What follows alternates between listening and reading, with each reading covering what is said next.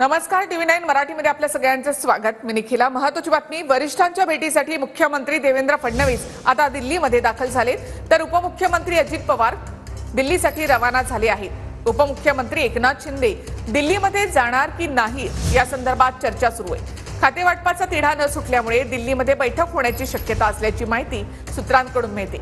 भाजपा प्रदेशाध्यक्ष चंद्रशेखर बावनकुळे यांनी शिंदेंची काल भेट घेतल्याची सूत्रांची माहिती आहे। काही खात्यांवरून समन्वय नाही आणि त्यामुळे मंत्रिमंडळ विस्तार रखडल्याचीही चर्चा आहे। अद्याप भाजपची यादी सुद्धा फायनल झालेली नाही अशी माहिती सूत्रांकडून मिळते। तर येत्या 1 ते 2 दिवसांमध्ये विस्तार होणार असा दावा संजय शिरसाट यांनी केलाय। एकनाथ शिंदेजी शिवसेनेचे सन्माननीय अध्यक्ष आहेत आणि मी भारतीय जनता पार्टीचा अध्यक्ष आहे। महायुती आहे। 2 अध्यक्षांनी भेटणे यात काही गैर नाही आहे। आम्ही रोजच भेटत असतो।